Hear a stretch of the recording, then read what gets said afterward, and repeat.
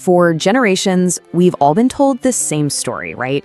Buy a home, it's the ultimate symbol of success, the one true path to building wealth. But what if that dream isn't the whole story? In today's economy, we have to ask a really tough question. Is blindly chasing homeownership always the smartest move? Or could it actually be a financial trap, a mistake that costs you not just money, but your freedom? Okay, let's really get into this. You know, there's this immense societal pressure, isn't there? That constant whisper in your ear that renting is just throwing money away. We're told that to be a successful adult, you have to own property. But this story we're told, it often glosses over the messy, complex reality of it all. And this right here gets to the absolute heart of the issue. We have to strip away the emotion, the expectations from family, and all that cultural baggage. This is one of the biggest financial decisions you will ever make in your life, and it demands cold, hard logic.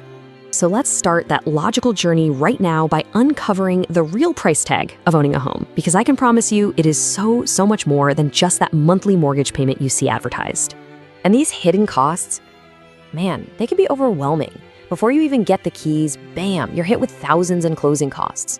Then, every single month, piled on top of your mortgage, you've got property taxes, you've got mandatory insurance, and maybe even homeowners association fees. But the biggest shock for most new homeowners? It's the constant, unpredictable cost of repairs. Speaking of repairs, here's a number you have to burn into your brain. Financial experts say you should budget 1 to 4% of your home's value every single year just for maintenance. So on a $400,000 home, that's anywhere from $4,000 to $16,000 a year for a new roof, a burst pipe, or just the slow wear and tear of time. Okay, now let's pivot and look at the other side of this equation, because in stark contrast to the wild, often surprising costs of owning, renting offers something incredibly valuable: predictability, simplicity. For a renter, the financial world is pretty contained.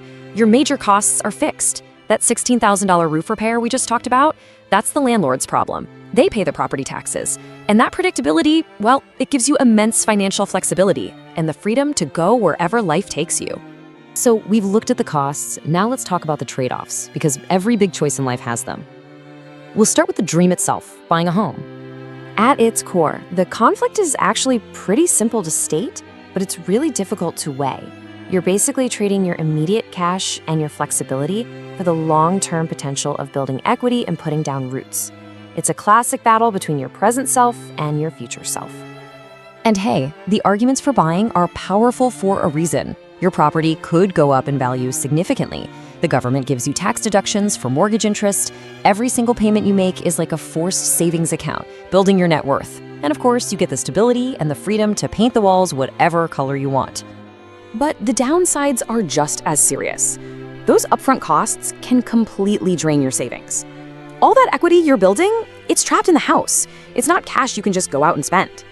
And you aren't, for all intents and purposes, chained to that property, which makes it really hard to jump on a new job opportunity in another city.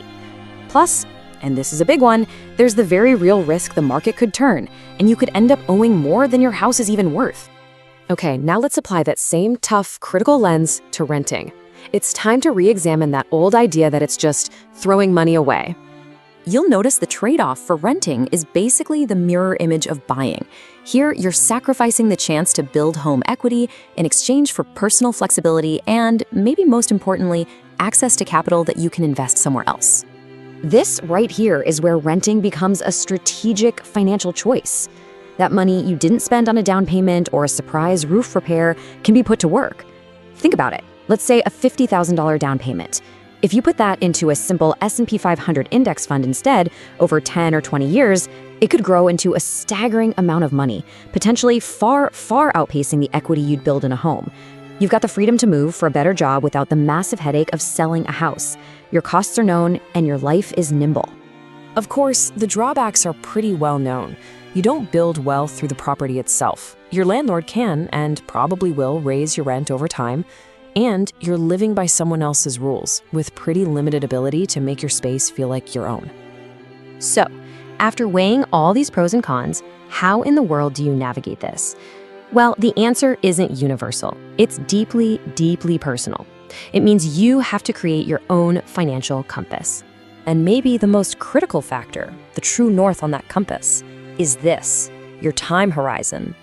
Those high upfront costs of buying, the closing costs and all that, they take years to get back through equity and appreciation.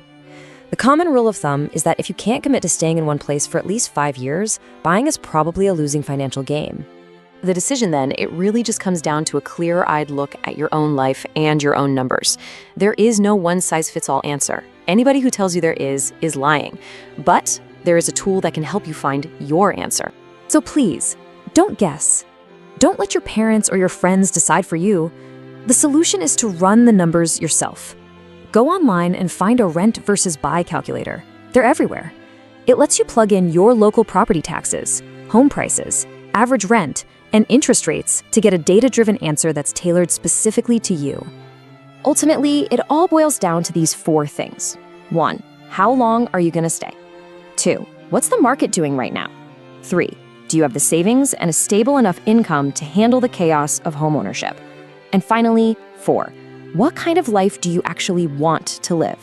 One of stability and deep roots, or one of flexibility and freedom? In the end, the goal isn't just to own a home for the sake of it. The real goal is to build a life you love, a life that's financially secure.